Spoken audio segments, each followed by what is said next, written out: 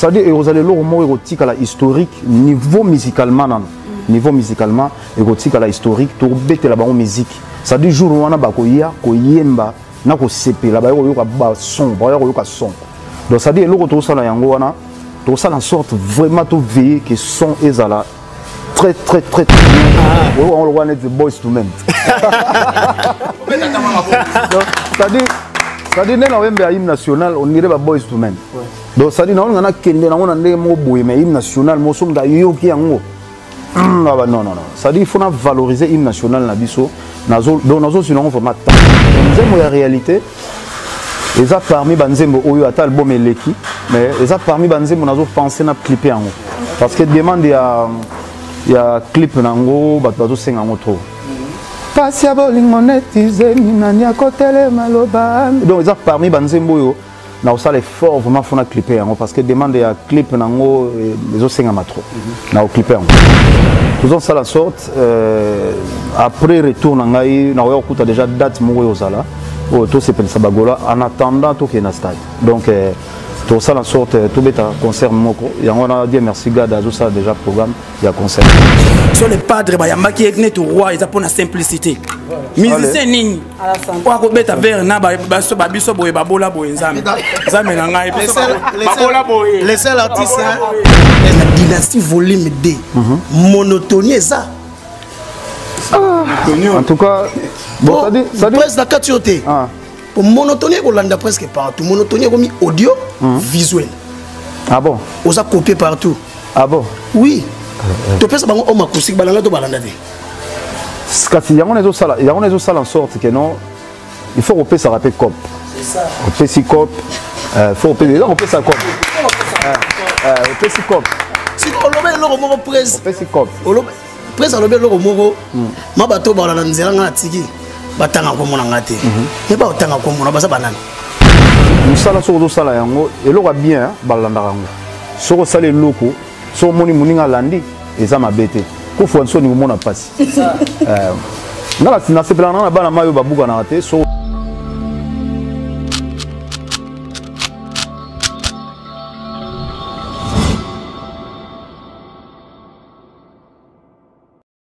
Grand plateau Sangelae, grand plateau émission Nabino, Bomissana Rosela, émission Nabino, Oyoba Gauloise, Gladiator, vous avez belé pour nous que ba sango topé ba nouvelle, il y a artiste Nabino Ferregola au capu de la musique africaine, les rois de la tribu de Kunga, les camélons de la musique africaine, les padres Jésus des Niances, Oyowa puis Azako passé bon séjour na Kinshasa, le grand plateau le logo les lengi, vous allez qui toko makasi pambate, to vous allez na yemoko au capu de la musique africaine. Qui a fait Ferregola, meilleur chanteur de mon pays, meilleur chanteur d'Afrique, avec 5 albums. Album où le Bissabatou, album où Batmazela, album où c'est Bissabatou, album où il même Batnaba Dimension, album où il inspira Batou, Faso Akoyemba, album où il y a plusieurs styles, album où Ferregola Pessabution, plusieurs voix. Où tout cas jamais qu'on soit dans la République démocratique du Congo. Ferregola au capu de la musique, meilleur chanteur, sans doute. Donc, il va mourir en Afrique, surtout Ferregola, la qualité va c'est là où il y a Ferregola, c'est toujours un grand chanteur. Alors, Lélo, c'est un peu un grand plateau, il y a Koyamba Ferregola, la plateau na biso, mais je ne suis pas seul. Nous allons accompagner nos confrères, nos concerts, ensemble deux. Donc, il y a Bongo Yako Sangelae, to Sangelae ni Ferregola, Arolobanini. Elle va répondre, toi, il y a Lobanini. Ensemble, nous découvrir une émission. Alors, na gauche, nangai toza bongona Bogard de la presse Mouran Tombolo, on a déjà. Bonjour et bienvenue dans Grand Plateau. Fiston Frappe, bonjour, na bato bazo kota la biso, bonjour na ba Gaulois na ba Gauloise, j'espère. Ba Gladiator bazo kota la biso, TV moko ba tebele, les lots toza na Ferregola Jésus des Niances, les padres, Mouran Tombolo, Caméléon. Voilà, merci. Merci beaucoup. Extrême gauche nanga la zabongona Gouv le Gaulois Soda Mbodi, analyste ya makasi o yepé na Grand Plateau lelo arubet en pembe. Gouv le Gaulois, bonjour. Bonjour Fiston Frappe, la pesi ba ke belé ba otala ngai. Na yebi galelo o pesi mwa to so la pembe, to beta bilo o nettoyage à sec, la défense et sécurité et au salama. Donc moté la ba te belé na bi ba Gaulois baza disséminé partout dans le monde ba Rolanda biso, bo benga bango ba kota po pembe bo betama.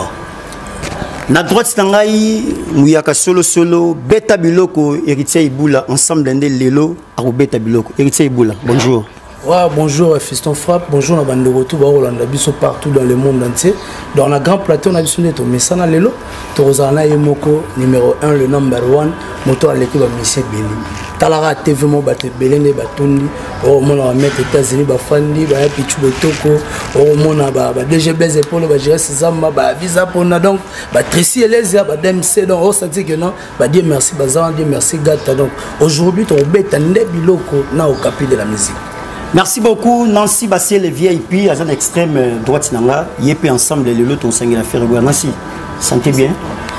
Oui, merci beaucoup Fiston Frappe, merci Nabagolois en tout cas le lézard Koinda a dédié mission au Nabagolois bagoloise particulièrement na Béra de Prince des Amounda pourquoi pas na Dadi Mavungu Vungulé merci beaucoup na dédié on a maître États-Unis ya Pichu Botoko Jire Sezamba Balvisa Pondé pourquoi pas na DG Blaise Polo Tracy Eleza Dieu merci en tout cas le lot bagolois on s'est retrouvé.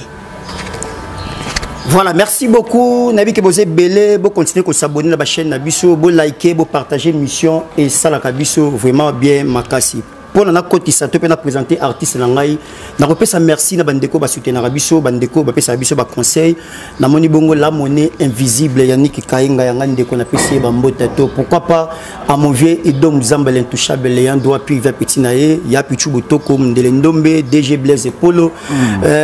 Maître États-Unis Junior Mundabi na bo s'intégrer ces Zamba, il y a Visa Ponda et puis Tracy Eleza. Sans plus tarder, il est parmi nous, il est de retour, Jésus parmi nous, Ferrego la Jésus des Nuances au capu de la musique africaine, les rois de la tribu de Kunga, les caméléons, les pas de Jésus des Nuances. Ouais.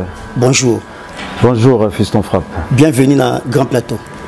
Merci. Donc, les lots venez à l'Issangara. Donc, ça dit au Sangel, le Grand Plateau Sangelaï. Ouais. Impressionnant d'abord par rapport au concept Grand Plateau Sangelaï. Non, le concept est tellement bien.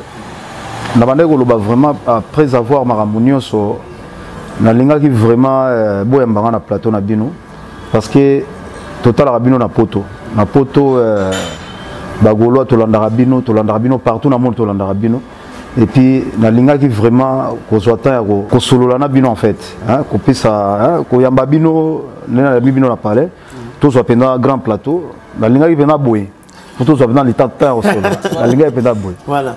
Merci beaucoup. Avant d'appeler ça ma confrère dans la parole, première question ça par rapport d'abord à Nabi qui va tourner dans la conférence de presse, mais comme ils ont grand plateau, balandaka retour na Kinshasa, c'est en vous là, c'est pour la première fois dans la musique congolaise et même dans le domaine de la politique, le monde artiste baya bayamba bango et batonda même politicien même ministre baye belé, mais c'est en vous là, c'est pour la première fois tout le monde dans la musique na biso pas na yo et pourquoi on dit maki au vent en vous là, au bande aéroport, si n'a pas oublié.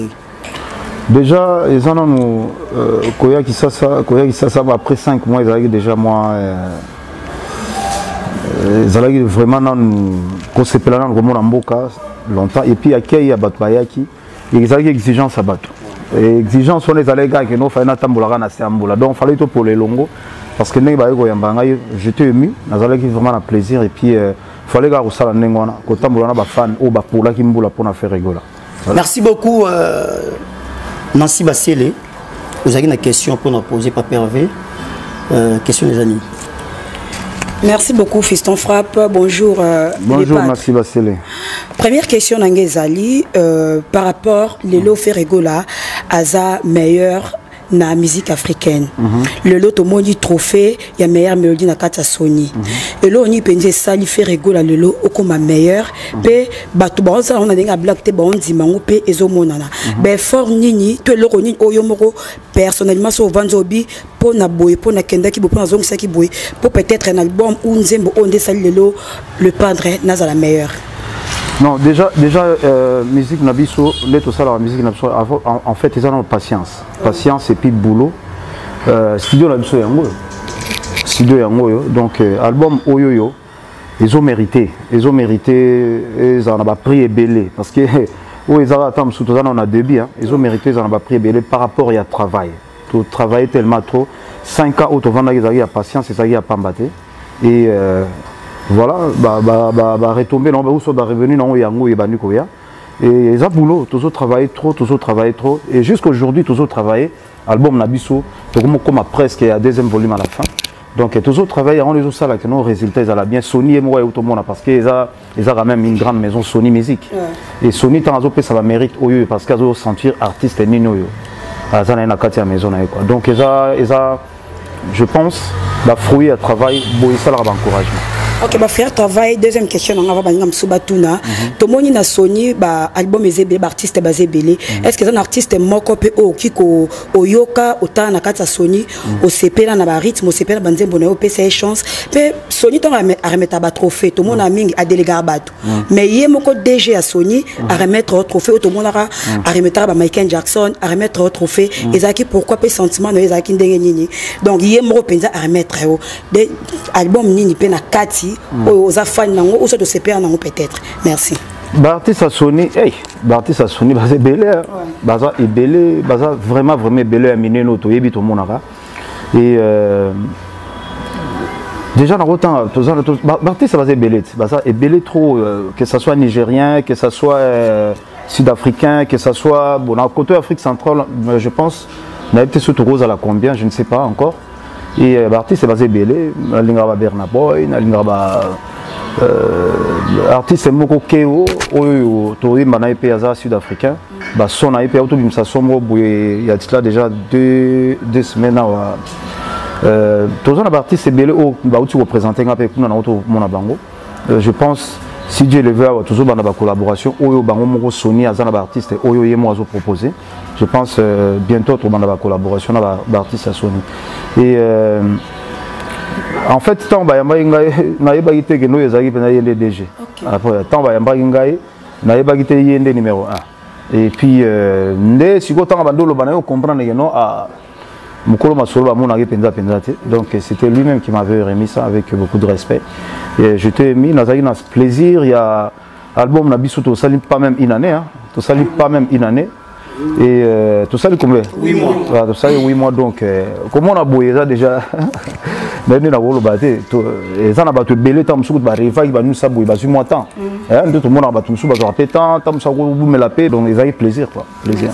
Merci beaucoup. Avant d'appeler sa parole, par rapport toujours à la question de Nancy, na featuring au lobby au sala na bande comme en Afrique du Sud par rapport à Sony bon ndé quand ndé so bakinote mais ça au loba na bi ko banga note mais ndongo mo na artiste bana Sony Ferregola na ko bangise muke bon bah style est différent peut-être yemba rumba la zo yemba rumba trap bah style est différent oh net na auto mona kuna ma piano bah na style mo ba sali mikolo à ma piano et ça va style mo en fait échange wana yo zalaka bien mais na linga mingi soto sali featuring na mutu ngapena même apport que non na ya ki bouye il y a un apport ngana un apport il y a un petit salaire que no lo wezala bien na lingité que na sala lo mo boye kakate na sala on vite fait donc apport parce que ton na kenda ki bonga na kenda na bason na bason ngai et bango pe ba proposer ngai bason na bango donc fusion wana nem te sala en sorte que ba biloko ezala moi différent style na ye na style surtout dans un artiste mo kuna azo imana monoko na bango na Zulu donc ngapé ce qu'on a wemba na lingala na monoko na biso fusion wana ki Zulu na lingala même style donc je pense qu'ils allaient bien. Merci beaucoup Dynastie volume 1 avec Héritier Iboula. Voilà. Bonjour, papa Hervé Ferro. Oui, Iboula Héritier. Bonjour. Voilà. Bandego Baolanda Biso partout dans le monde entier. Nabi qui a averti Baotala Biso, na Claude Lukebakwen, Baolanda Biso. Le président Claude Lukebakwen. Voilà. En tout cas, Mati Mabila, hors noir, pas Otala Biso. L'artiste Ferregola, ma préoccupation est celle-ci. Par rapport à sorti album Dynastie et tout le monde depuis musicien a biso album tout et tout mais pourquoi l'artiste Ferregola a risqué ya robimisa album Dynastie sans vente physique au bien bon CD. Ouais en tout cas vraiment ils ont pour la première fois donc ba fa na biso ba golo ba olimbisa parce qu'ils ont stratégie mususu oyo Sony qui na on exigence to 5 cette fois-ci vraiment et le rôle tozo bimisa album Rumba to 5 vraiment na Sony a aussi la biso cette fois-ci ba vente physique pe ozala parce que album to sali oyo eza ba Rumba mo boye ndabine na go benga ngote donc ça dit il faut ba toi ba découvrir ba style to ye nango ndenge mususu ba to ba découvrir ngo to ça la sorte vraiment cette fois-ci et dans la vente physique bandeko belé ba rolela featuring ya Ferregola na Inosibi non clipé na Chili non clipé banze molora ba sing again on a bien un rôle so je regarde moi aussi signe again au monde qui na baline moko donc ça dit na katio malobate voilà nde nazo zonga poto naza déjà na titre on nazo clipper zali il y a Jeff Njadi le teta OK don de Dieu na PCMO les grands mécènes ya moko na biso Jeff Njadi le teta don de Dieu na PCMO ta trop skaza nazo clipper nzembo na ye nazo clipper nzembo ya honorable Alita Chamala nazo clipper nzembo ya Sing Again ça dit clip ya Sing Again on a ba tout temps ba mona on ba okamwa mutuna sala clip a bonté oh Sing Again donc ça dit oui voilà. Parce que là en fait na pensé vraiment ba scénario avant au ça la clip na déjà na moi biloko nazo penser nango déjà et puis sans oublier nazo remercier avec les jeunes parce que il y avait côté strata donc na ba kota ba clip et clip ya ça la Sing Again on a ça là donc ça dit na ebine na wolo baté mais base la clip à Sing Again on a et ça là vraiment génial donc babilo nazo na Christian na 4 on est ça là génial et tout ça sur un clip ninsus clip ya Inos B tout ça déjà synopsis hein tout tinde là qui Achille a ça déjà synopsis dans clip et Rosala ça dit biso tout tinde na facture na Sony OK de Sony tout tinde facture kuna yi mta ko sala mabutu tout comme déjà presque à la fin tout clipé pour na Inos B aux États-Unis non azongi déjà na pour na iba aux États-Unis azongi et puis na Chili tout aux na Chili na concert tout beta mais sauf que ba projet msusu je pense qu'on a zongi poto to clipé voilà bon clipé dernière question on appelle ça Fiston Frappe l'artiste fait rigola Sing Again wana nengo yemba yango chante encore oyemba yango popesa batu devoir ou bien oyemba pour se penser ba mélomane ya bonne musique parce que nengo yemba oyemba na voix moko boye exceptionnel bat balela nzembo wana en tout cas bat balela ngo makasi ça dit album soko sali album hein pour na conception ils en fait surtout sali album faut babilo moko ba morceau difficile puis faut za nakati ça dit ça pour nous faire travailler artistes qu'on faire travailler les autres aussi parce que mutumsu so ayo kipe boya à travers album wana et ko sala épée ko pesa inspiration encore donc tout ça là en sorte so sali album moi exception et logo mon fouet à la nakati et à la carte il peut me dire que première chanson tina dernière chanson ils a pareil kaka ndenge moko donc ça dit faut ba cordes vocales échanger rapper il y a un ça la récurrent hein mon toi moi et lengaroyo ka ba divertissement na carte album quoi merci beaucoup Bogard de la presse. Voilà, merci beaucoup. Fait rigolo. Le padre de la presse. Mon quantoche. Ah, na émission na osala on a chiluba mais et puis que moi était ba fils frère ba rogaté. Fait rigolo la justice indienne mbote. Naza moi ba mituna moi ibele mais ngongeza quand même un peu moins insuffisant. Toko tana par rapport à Dynastie volume 1. Dynastie volume 1 fait rigolo la justice indienne au outil le bana mboka toye ba yambio et ça l'exploit en plein imboula ba fanatique no bandimi ba polana yo et puis fait rigolo la justice indienne toujours na kati ya Dynastie to moni mbala moko église ba pesio cadeau à Bible. 2 jours boy fait rigolo la commune Afrique du Sud. Mbala moko bo trophée. Jésus de Nias les padres. Les loyo Dynastie volume 1 et na Bible et na trophée par rapport à ba fanatique na yo. Est-ce qu'il y a un moyen il y a un grand concert par rapport d'abord à Dynastie volume 1. Est-ce qu'il y a volume 2 donc ça sous moi différent il y a fait rigolo il y a Kala ou bien ça quand même fait rigolo la Dynastie volume 1. Voilà, non, en tout cas vraiment merci Moko Tombolo Bogard de la presse.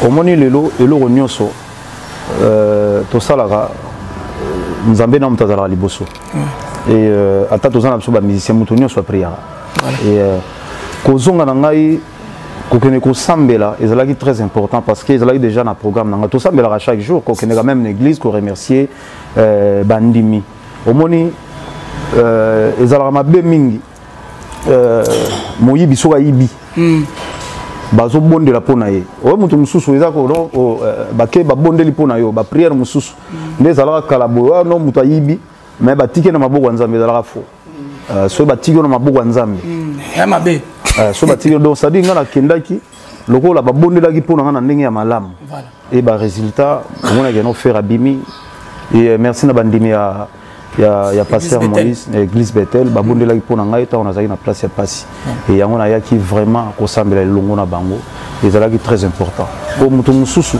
so babondeli mabe mpona yo faut faire très attention donc menga babondelaki mpona bien et yango na barésultat nango yango na losambo eloko eleki yango ya te voilà yango na bozomona trophée molani siko par rapport ya trophée Ferrego la Jésus de Niance parce que yo za mbiaka na musique est-ce que ko expliquer biso et producteur à ça produire musicien à PC les sous trophée reconnaître yango na musique à Congo deuxième volume nano eyeti deuxième volume nano eyeti donc ça dit année otozo bandoyo eza année mo donc ça dire ezala bizarre eza nemo bizarre autozo que ozan numéro 1 d'abord on a ndenge ba peso trophée pas producteur parce que la musique congolaise na monate producteur à produire album après reconnaître album qui est bien et puis PC trophée monene ça dit yango donc moi to loba mingi eza Sony nde mutapesi eza ngai mote que non agendaki na yoka na moto te eza Sony.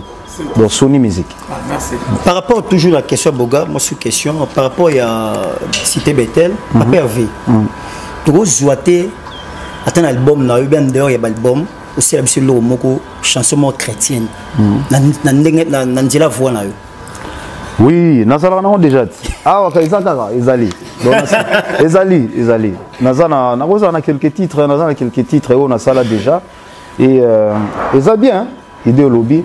Pour un album autozo banda oyoyo na bani non na titre moko pena pour remercier Nkolo parce que na mon artiste na biso vient na biso kuluto na biso que son âme repose en paix king kester menea à sala yango pourquoi pas un album monde to sala boye premier titre non na bana ko remercier Nkolo eza pe idée na bibongo par rapport eza idée merci eza idée ba chrétien belé ba olela ba chrétien belé ah mungongo boye mungongo boye akoyembela biso te yombo keso ezaka ndenge moko Gouv les Gaulois soda mbodi bonjour papa Hervé Gouv les Gaulois ngaye félicitations pour la trophée bato ba mériter ngo za ba grand malgré Jason na zongo na trailer maman a dit à la zongo yo pour pesi biso ngona voilà yango penza yango wana donc déjà yo za na Sony Music Entertainment même rana ba Chris Brown na ba Wizkid na ba tout et bien en tout cas félicitations mon père ngozo bota moi makambo ebele mais question la gezali OK na Afrique d'ici le na deux chaînes au na MTV Africa au na BT Africa ba congolais no ba legaté je pense ba ministère congolais no ba legaté ben précieux années oui ben en fait ça dit Sony azo reconnaître artiste nae tant on a kendaki et ça là qui vraiment très important na sala ba visite wana parce que fallait na kutana na ba kolo ba patron ya banino wana et ça là déjà programme ba patron ba chaîne wana et on a kendaki nano na lekina attend na lekina biti et puis na kutana ba patron ça ça dit eza organisation moko bazo sala pona ko komeka ko relancer encore promotion na ndenge na bango moko nde bazo sala la promotion parce que album na biso ba mélodie na eza tellement bien et là ba titre musuto sali awa to ko remixer yango na ba artiste mususu bazali banda donc ça dit programme na tuza wana so Sony lelo a commis plus que ça la promotion de Dynastie Makasi ça poyo lo baki ke ba ça la promotion mabe non en fait nazolo babou promotion à côté na biso Afrique centrale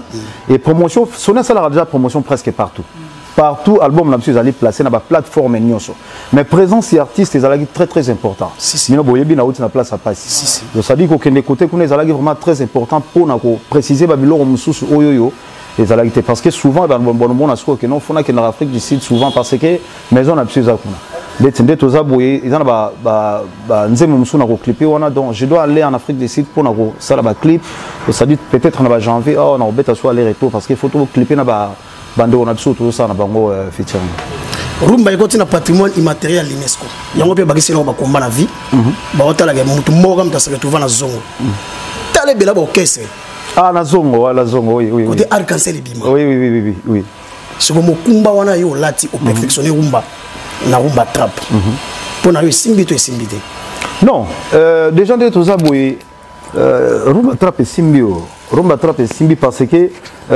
lelo tant batu na suko faire rigola beta musique inite batu tsiko ba ebiga no faire rigola abeta rumba trap donc ça dit style moko boy déjà si na sali o eza déjà que no trap album ezo bima oyoyo ba koyoka ngo lisusu que non eza ko beta cité donc ça dit mutu na mutu temps ça les locaux azana na précision nga na musique na zo sala na bi kombo nango ça dit so sala musique we bi kombo nango déjà bien te obeta ga rumba mais faut na kombo donc musique na zo beta kombo nango rumba trap nga na bi kombo ya musique na nga siko donc voilà tout ça pour évoluer merci papa Hervé na la question mo boy dérangeant faut na sola nango na yo les occasions Congo ils ont chance il y a un grand chanteur tel que papa Wemba ba Rochero Taboulé ba grand news ba leka ou lelo bazati mais Congo ils ont pas sous malchance il y a kotika na ba voix na bango loko a richesse pe ya Congo ti mona so artiste na mnena kei akena voix na e kei papa Hervé Ferregola tous ont chance il y a ozala na yo lelo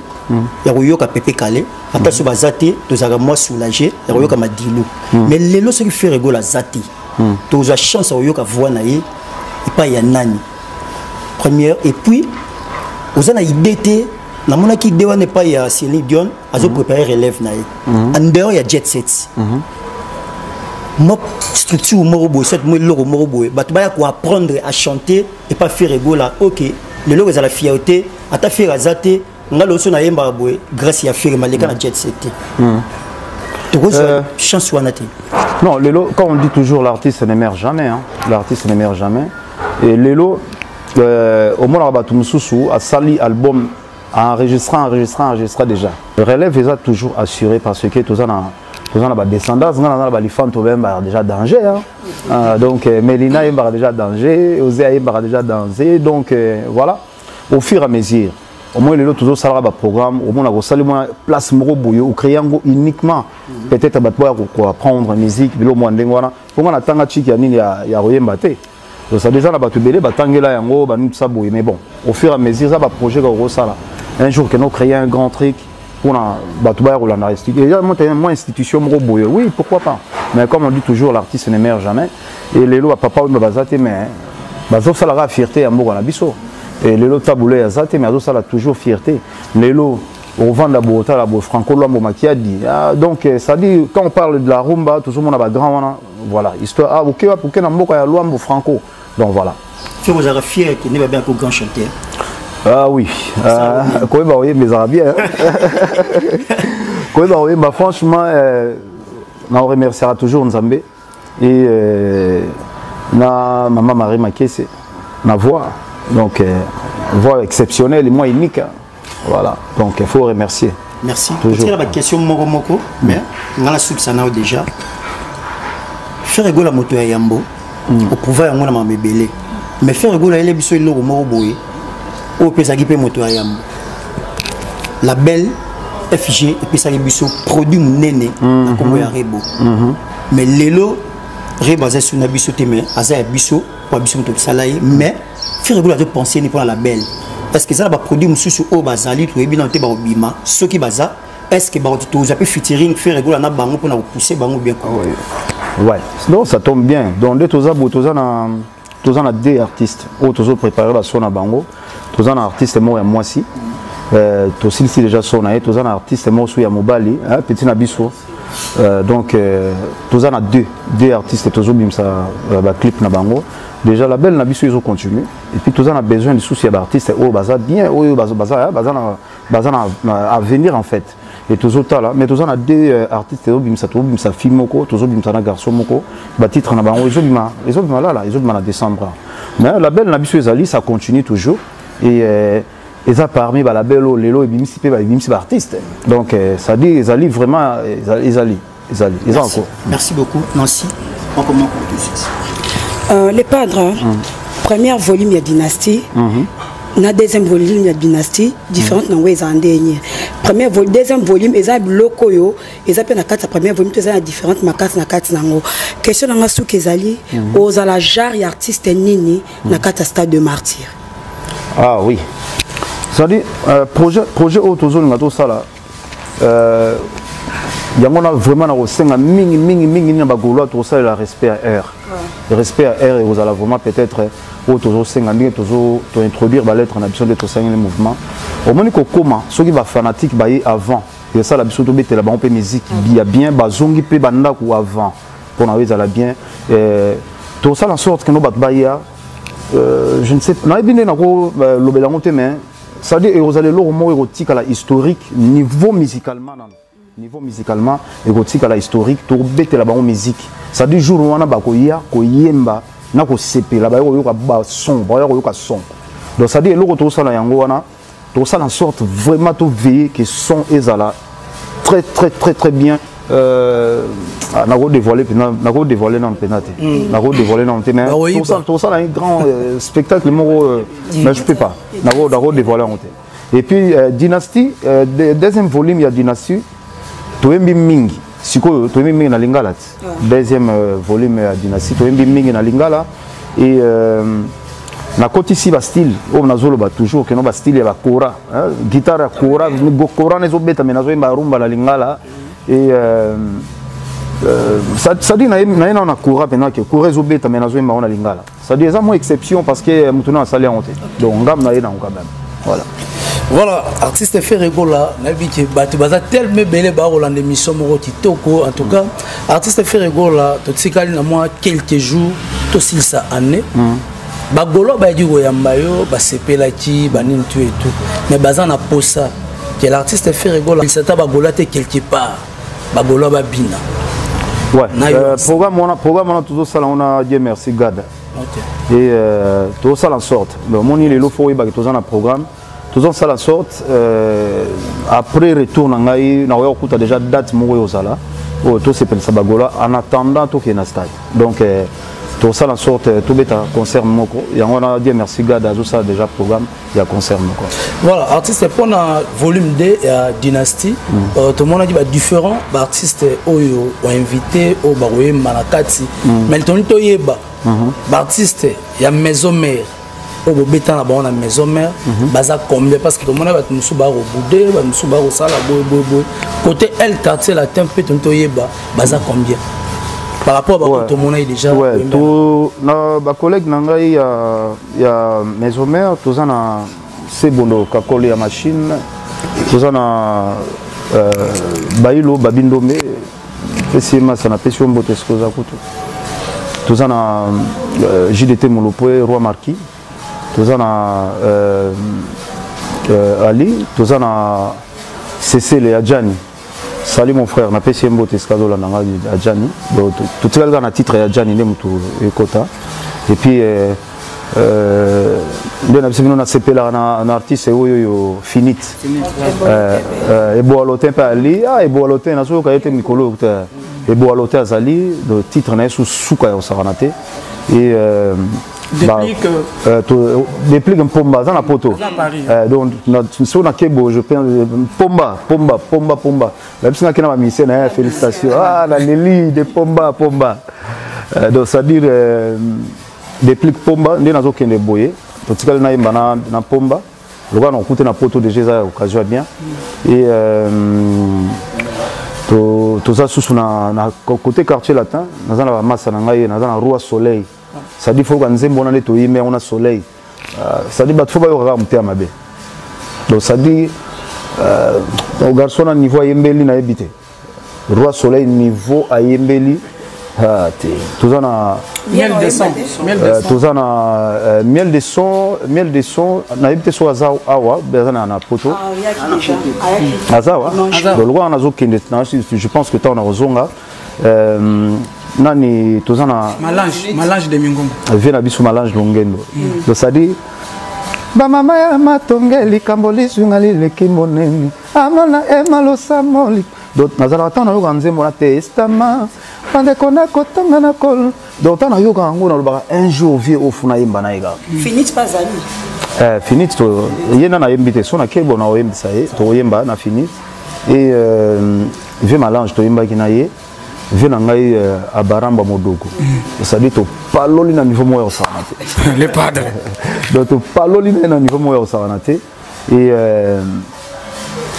donc na habité aussi ça album ça dit album deuxième volume ezala elengi pona ko yoka na ba divertissement ya ba mélodie ezala différent vraiment mais sorti na moi ça maman ba CD bien la même procédure en tout cas on a vraiment toujours ça la programme le 14 février sorti na on a ba CD mbala moko le padre ngai botele misala ngonga ko posa mona ka le padre botele misala ngonga ezokende le padre Jésus de Niance par rapport à dynastie dynastie to moni banina en fait les années épisodes to monaki volume 1 volume 2 dynastie continue na ba concert parce que bato baza na posa mona européen na podium pena adiana zoyemba koto yo papika ko la zo beta drum faire rigoler Jésus de Niance na concert ozo préparer biso ozo préparer biso à Stade des Martyrs au beta je crois en 2023 est-ce que na kata concert to za posa to mona bato baza na kata dynastie ensemble bozo yemba danger et puis particularité na ngwe ko za nini na ba concert to beta na Kinshasa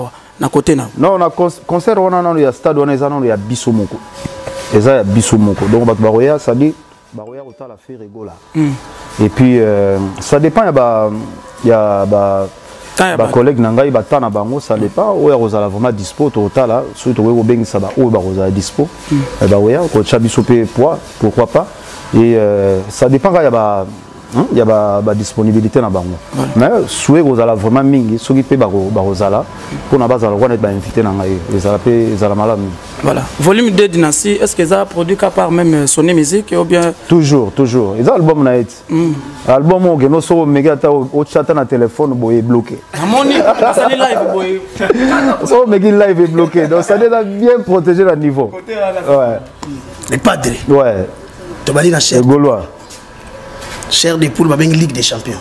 Toute une compétition européenne. Barcelone, Bayern. Combo Belé. Si on a dit patrimoine, il y a la musique du Congo. Espoir, il y a les Congolais. Ils sont basés dans la musique au Bétara. Est-ce qu'il y a une dynastie volume 2 monotonie ça? En tout cas, ça dit. Presque la catioté. Pour monotonie, on l'a presque partout. Monotonie, on a mis audio, visuel. Ah bon? On a copié partout. Ah bon? Oui. Tu penses que on a acoustique, balanga to balanda de. Il y a une salle en sorte que non, il faut repérer ça rappelle cop. C'est ça. Repérer si cop. Faut repérer ça cop. Repérer si cop. Si on le met le mot presse. Repérer si cop. Presse on le met le mot. Ma bateau balanda nzela ngatiki. Batanga ko mona ngate et ba otanga ko mona basa banana musala so sala yango eloko bien balanda yango soko sala eloko so moni muninga landi eza mabete ko fonso ni mona pasi ngala na sepela na bana mayo babuka na te so sala eloko bien pa landi eza na mabete donc ça dit eza ko encourager lelo to sala ki homme acoustique oyo keno batutu basali yango atana ba façon nyonso mais o mona keno ezaka yango. Et les autres sali concernant exception tala concept nango tala façon nango ndenge zaleli donc ça dit au sali loko moko bo miser mais pour na misu bato ezala bien donc ça dit il y a tout ça la boulot tout ça la sorte que non moto soko tali boulot alors babina que non té moto yo azo bosser c'est ça talent na eza réel hein talent na eza réel talent réel quoi c'est que succès c'est éternité talent réel de très réel. Merci Papa Hervé. Les cas d'émission prometagi ba congolais. Pe sabango nzembo hymne national. Singo ba ko senga oyembango na voix na yo. C'est loko biso comment déranger nango parce que hymne na biso ba beta ngoko ba fanfare pa mais bombo comme sou ba yembango. Mais toi na likabo fana tela bino rythme ngo déjà ezali awa. Ah oui on le voit net boys to men. Ça dit na wembe hymne national on dirait ba boys to men. Donc ça dit na on a kende na on ndé mo boye mais hymne national mo somda yoki yango. Non. Ça dit il faut valoriser hymne national na biso nazo donc nazo sur on format temps. Nazo sur on temps ça dit na yembe la yango hymne national on a ya biso na valoriser on a niveau mo que no ba sepela temps boloka. Ozala banzembo belé oyo pesa Congo mais ba fan ba bena tout na yo parce que ils avaient inquiétude na bango.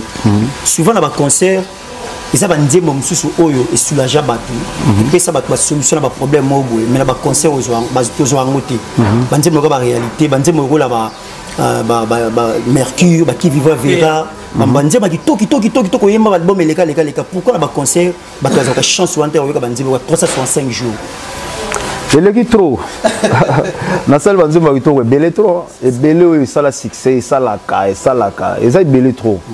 Ça dit que tu sengi oyo oyo osenga oyo.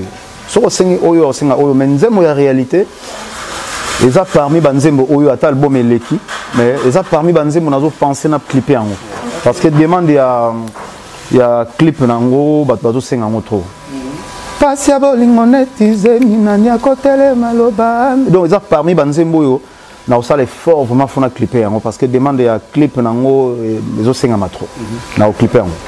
Merci beaucoup to komina presque na suka nalingi vraiment opesa message moko fort na ba fan na yo ko ba otala yo ko ba ko yamona si amvula ko ba ina besoin ko yoka yo message moko sur ezali particulier ba fan ba otala pe na caméra non message ezali nando un tout d'abord na ba gaulois partout ce qu'a besoin dans le monde au message à liboso elo na osenga bino ezali merci parce que grâce na bino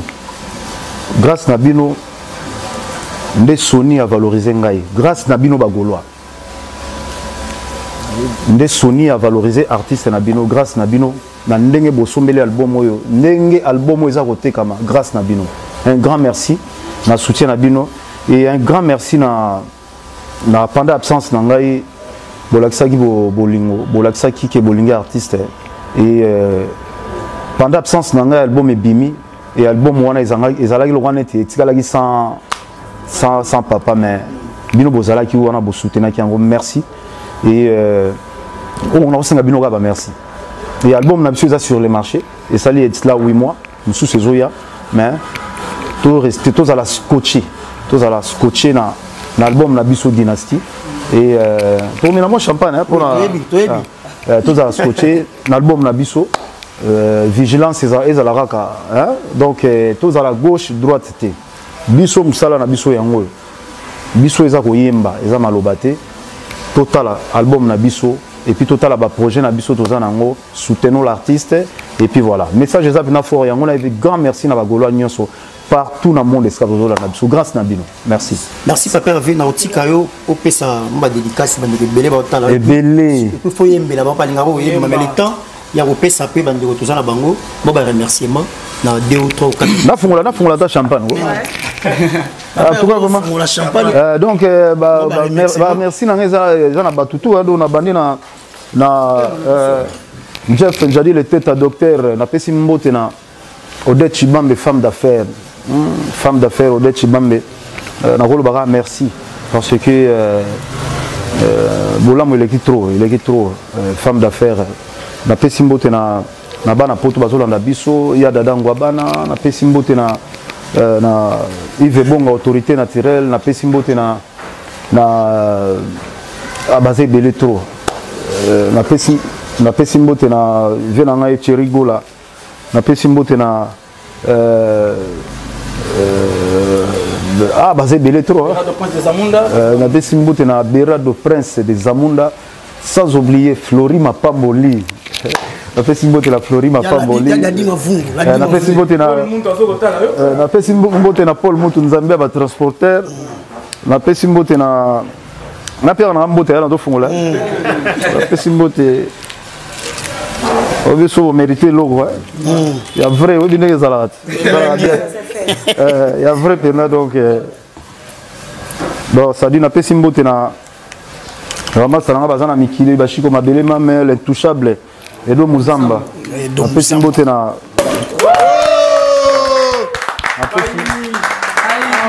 pesi mbote na Patrick Mumbata Ombar Maman Odette Chibambe femme d'affaires zotala biso mbote ngana po Yannick Ayenga monnaie visible na pesi gege mo grosso abotala biso na state trésor pembele na trésor pembele abotala biso na pesi mbote na équipe nyonso ezali awawa plein de grâce otoko ibuno ka ko sillonner na pesi DG Blaise Paul abotala biso bato photo na pesi Blaise Fashion na pesi Edo Muzamba na pesi na pesi Maman Fanta Fofana na pesi Maman présidente Fanta Fofana mais les États-Unis junior munda bito pesi mbote na pesi ba visa pona ko tala ngai na pesi groupe les Gaulois 5 personnes mbala liboso na mona grand musicien ya mboka na ngai apesa mutu champagne et pesa mena bato nyonso te esengote otombola bave Vous allez pas de. Il y a Ballon d'Or et ça la faut banano meilleur joueur européen. Moi va faire nano. Vous allez pas de. Vous allez mon zamboka. Et pesa mela na batu nyon sauter. Simplicité on des otombola yi. Sur les padres ba yamba qui est roi, ils apprennent la simplicité. Musicien nini. Kwa ko beta ver na ba so ba biso boye babola boye nzambe. Nzambe na ngai babola boye. Les seuls artistes atambola ki na mai akimi mbula te merci. Ba dédicace na boka batu. Namte. Tozana mo nzambo. Il y avait na ngai Costa. Costa couleur les multicouleurs, il était comment? Des fois Costa couleur les patrons. Des fois les padres. Désolé l'homme avait en tout cas n'a invité. Pardon, les padres. N'a invité. Sans oublier Afrique du Sud. Voilà, Clem Blessing à Rota la Bisso. Yannick Kayenga la fait mon invisible à Rolanda. Maman Fanta Fofana, Batracy Elisa, Batbaza tellement belle à Rolanda. Mon vieux Adrissa, motomètre, Bébasi, pourquoi pas Yadadang Afrique du Sud, n'a pas si mboté.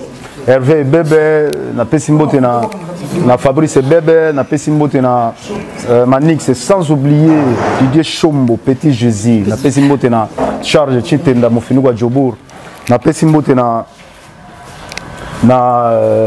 sans oublier Blanchard et tous les États-Unis, l'Américain les plus propres, n'a pas si mboté na Osepeli sanga kala makala kongi na liamoma César Pachoshi yango iloboko ya Nzambe na pesi mbote na na pesi mbote na maîtresse Chic Rose en Afrique du Sud, sans oublier de Tokyo Cédric number 1 na pesi mbote. Donc ça dit ba basé belé tournazo pe sala bambote. Merci beaucoup na Yannick Ndoulou, déclaré international, Béret de Prince des Amunda, maman de Chibambe, femme d'affaires. Merci beaucoup na Yada di Mavungu Vungu, Yannick Kainga mon invisible, Yada Dangwabana, Pepe Mbongo, Maboko Bank. Angelito, sans oublier Angelito, les boss, n'a pas si mbota trop ici dans la biso. Angelito. Merci beaucoup, nous sommes arrivés à la fin. Merci beaucoup à merci beaucoup à Maman Lanita la Gabonaise. Et grand merci à Blanchard et tous américains propres. Ladi Fumu, Nakatia Lost, Mobile Arlette Fumu. Merci beaucoup à Jasket Jeng à London. Merci beaucoup à Yaime Maccabi Scofield. Pourquoi pas Venangaï, Kovama Mbo, les boss 5 étoiles. Merci à Yannick Kayenga Monnaie Visible. Un grand merci à tout Bozita au Talabiso. Maman la joie de Yaké, c'est tout le monde. Restez branchés. Bye.